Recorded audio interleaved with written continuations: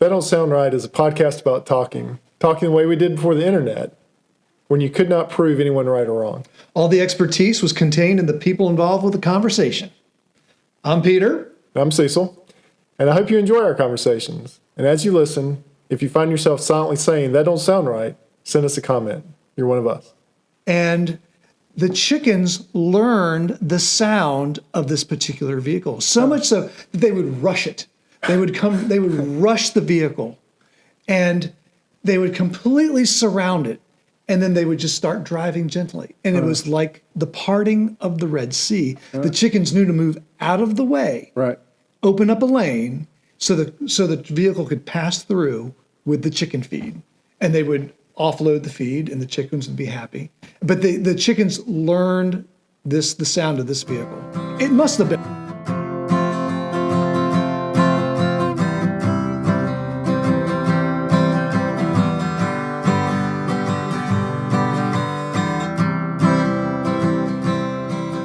Hey, Cecil. Hey, Peter. How's it going? Good. Hey, well, it's good to be back here. Yeah. At the recording studio. We have been taking emails for a while now. Yeah. And every once in a while, we need to read some emails. Yes. And we've gotten actually all kinds of correspondence. I don't know if you realize this. We have connections with our exclusive voicemail. Yes. We have our exclusive text message system. Yes. We also have our email at Gmail podcast. TDSR. TDSR podcast at gmail.com. Yep. Yes. But so we've gotten some pretty intriguing emails. So I think we need to jump into some of these. Yeah. Mailbag episode. Let's do that right now. One of the emails we received this one from listener number 1. Shout out to Scott. He wrote this. He says, "Very well done, guys. At the end of the episode, I was left with the feeling that I might have learned something, but possibly not. The two takeaways and the questions that I have from the podcast are, there's an alignment sheet, and rather than recruit another listener, can he just listen twice?" I think that's an excellent point. Yes, if you don't want to recruit another listener, that's in reference to our trying to get to 200 listeners. By the end of April. Just listen to it multiple times. Multiple times. Bonus points if you listen to it on different platforms. Right. Oh, yeah. And then the alignment sheet, that is a thing. Well, I thought you have to request it, though. Yeah, you do have to request it. They actually print it out. They just don't usually give it to you. Right. It's there in the packet. Yeah. But I think what we should do is I'll snap a picture of one, and we'll put it up on the Instagram. Put it up on Instagram. So you can see what an alignment sheet looks like. So another email we got was from a listener, Bob. This was in reference to our roller coaster episode. He sent a link about a euthanasia roller coaster. This was a roller coaster that was designed by a former roller coaster designer that was designed to actually kill people. That don't sound right. That don't sound right. I take it that was just a theoretical. I didn't read the whole article. That must be a theory. Because it requires you to Google it. We don't do that around here. Yeah, I only read part of the article. So. Right. So another email contact is a friend of mine named Travis from Elkin, North Carolina. Shout out to Travis. He likes to listen to our podcast during his long commute between Greensboro and Elkin, North Carolina. Oh, nice. But he pointed out something about the whole question when we were contemplating stealing a train. And the question was, do you drive a train? What's the proper term to use? So we did have an answer to this. And you actually got another email about that. We got a response on Instagram. You got an Instagram. And now what was that response? So they said it was the conductor.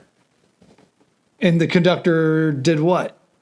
Drove the train. The conductor drove the train. So this listener, Travis, would dispute that. He would say that the engineer operates the train. Right. He points out that you drive a truck, but you operate a train. So the engineer operates the train, and the conductor Handles everything else. Handles everything else. So I think our diner munching train person Right. was probably the conductor, because Right. those are really the only two people on a train with two carts on it. So this was in reference to 310 to GSO was Right. the episode. It's where Cecil and I were eating lunch and a train came up, stopped. Guy got out, left the keys in the ignition with the train running. We thought maybe we could operate the train. Operate the train as the conductor got off. Right, right. So that was very enlightening that engineers operate trains. I think I'm going to go with that. I'm gonna go with that. Well, before we move on to our next mail in the mailbag, Is it time for words of wisdom? let's cut to the words of wisdom segment that we've been experimenting with. What you got, Cecil? What do you got for us this And remember, y'all can send in words of wisdom. time? Yes, I mean we're going to need them. Yeah, you can send in words of wisdom. So we've already had some good ones, I think. If by good you mean two. So this week actually comes to me from my father. All right. All right. This was actually one he used to say quite a bit, and it was if it was easy, everybody would be doing it. Oh, that's very true, especially considering all the emails I'm getting about monetizing our website. Right. This just proves the point that if it was easy to do that, then everybody would be doing it. So another interesting mailbag was I'm at work and I get this IM and this coworker. Yeah. He says, "Hey, can you talk?" I said, "Okay," and he lays on me that his grandfather had a doodlebug type vehicle. So this is in reference to the The Doodlebug Doodlebug episode, right?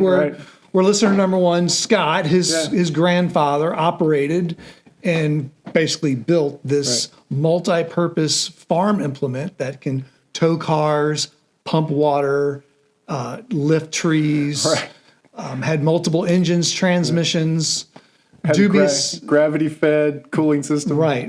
Yeah. And our TDSR expedition team Yes. also located it in a very eerie place. Yes. They risked life and limb in the mountains of North Carolina, but they found it. Yeah. Very compelling video on Instagram. On Instagram. Yeah. Very compelling.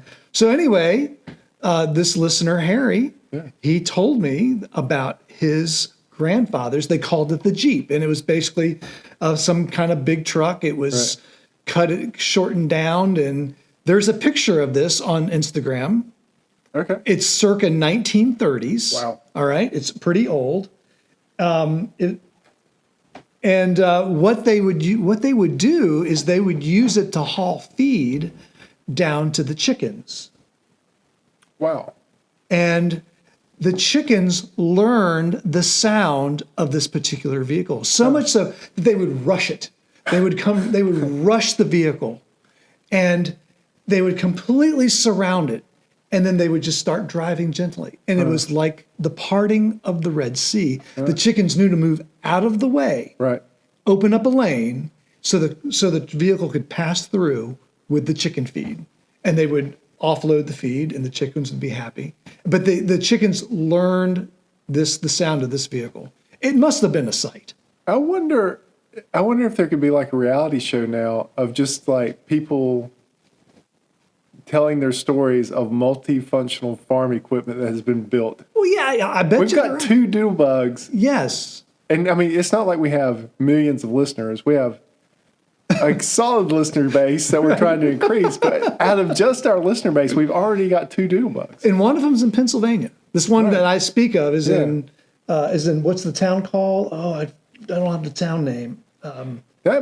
We could, we should pitch a reality show just based on. Oh yeah. Well, Do you have a history in your family of a multifunctional farm implement. farm implement that was cobbled together from whatever you had laying around? Well, you think about the show American Pickers, where they go around looking for things to buy and to resell. I mean, they're just digging through stuff and they're finding some really crazy stuff. And then you've got also some YouTubers that I like to watch They go around looking for barn finds. Yeah. And the idea is they find it. They try to start it on the spot after this thing's been sitting for That's 30 a years. cool idea. They start it on the spot and they drive it off. Yeah, that's awesome. It's pretty cool. So, I mean, we should just try. I would be it'd be very, bug. we could go YouTube ourselves, video ourselves, videotape. How old am I? Take the VCR. We go up there and video us trying to start the doodle bug.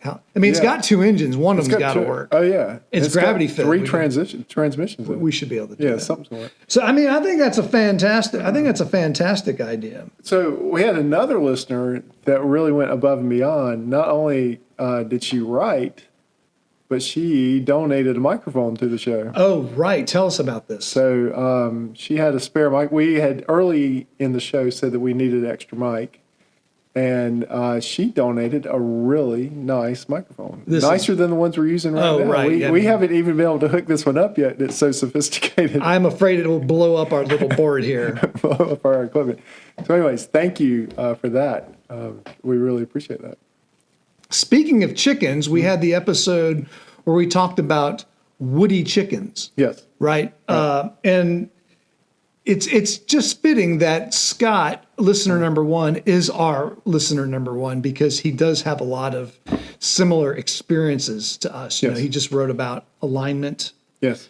He brought to us the doodle bug. Now he writes this. First of all, your podcast is really coming into its own. You have managed to fill up 10 to 12 minutes with almost no verified factual content while keeping an air of possibly being partially correct. I feel that as long as you keep tangentially approaching the truth, you've lived up to your claims. That's a true listener. That is a true listener. That's a true TDSR listener. He goes on. Go ahead. No, go ahead. He goes on. My personal knowledge with chickens is not much help. The intended use of my hens has been egg layers, and my criteria for choosing breeds has been seeking a combination of good feed conversion ratio, aesthetically pleasing eggs, for me deep brown, aesthetically pleasing birds, and a pleasant disposition. Not to say that my girls have not been eaten. When he says girls, he means his chickens. They've been eaten by foxes, hawks, opossums, raccoons, and dogs. None of these diners has complained about a woody texture. But to my knowledge, neither have any bothered to cook the meat first. So not sure if you can go by that. Now, his family also has suggested that we do in some of the emails. Yes, yeah. That we do the body part episode, but we have to get him back for that. Yeah, make yeah. sure the statute of limitations has run out. In fact, it's the eldest daughter of listener number 1. She writes, in this humble listener's opinion, side of the highway human parts are far more compelling hook than any doodlebug contraption. Right. So, yeah, that may be a future episode when Scott comes back and tells some interesting stories. That just gives me the willies. So we did have one listener, as we've already mentioned, that wrote in and confirmed my flushing on the tracks story. Oh, we already mentioned that in a previous episode. Yeah, that's right. Here's his email. This is listener Brad from, I think it's Stokesdale, North Carolina. When I was a kid, I went on a family vacation via Amtrak to Florida. This would have been in the late 70s. Back then, the toilets on the train drained to the tracks. When you flushed the toilet, you saw the tracks below. Right. Which confirmed my story, which also happened about 30 years ago on a long train ride to New Orleans. That is a when you flushed, it would flush down on the tracks. So we also had someone hit us up on the TDSR secret text. That was actually listener number 2, which we really need to give a shout out to. Yeah, we need. That's Brent. He's listener number 2. Listener number 1 got us kicked off in the podcast, but listener number 2 has been very, very, very faithful to listen to the podcast. But he also had a roadside find where he kept finding cushions along the route and was waiting to find the entire couch that never turned up. So is there anything else in the mailbag? I guess both listener number 1 and his oldest daughter it sounds like they were having their own internal "that don't sound right" family debate when they were talking about the origins of helium. Oh. We have heard it is a limited resource and produced primarily by the United States, Algeria, and Russia. We would like to hear what you know about the helium mines. Oh. I think we can cover Helium that in this mines. episode. I know nothing about helium. We don't know anything about that. Which means we could probably do a whole episode on it. That's right. We'll work on more obfuscation and declarification That's right. of the helium production. That could be for a next whole week. episode, just us trying to figure out who produces helium. So Yeah, and then we can also looks like we're getting a lot of emails about monetizing our I saw that. our podcast. Yeah. People would love to create a website for us for, I'm sure, a nominal charge. Someone sent us an invitation to connect on a platform, but I haven't determined whether that was a legit email or not. I'm not gonna click on too many links, if you know what I mean. I'm not so sure about that one. So does that wrap up the mailbag episode? Yeah, I think that covers everything for now. If we left you out, I'm sorry. Oh, write again. Right again. Just resend the email. Write or text. We're trying to pick through, notifications from our Instagram account and notifications from these people trying to sell us websites, and also it looks like there's some African princes that really think we have a good idea and they're willing to give us some money for it. Give us some money. Yeah, it's funny the email that account has attracted already. Just the monetization emails that have come through that thing. Yeah, that don't sound right. So, well, it's hard to imagine, but you have come to the end of another That Don't Sound Right. We thank everyone for listening. We thank everyone for looking at our Instagram account, sending us these messages. Again, don't be afraid to like us. Don't be afraid to send us a... that was my pickup line in high school. What's that? Don't be afraid to like me.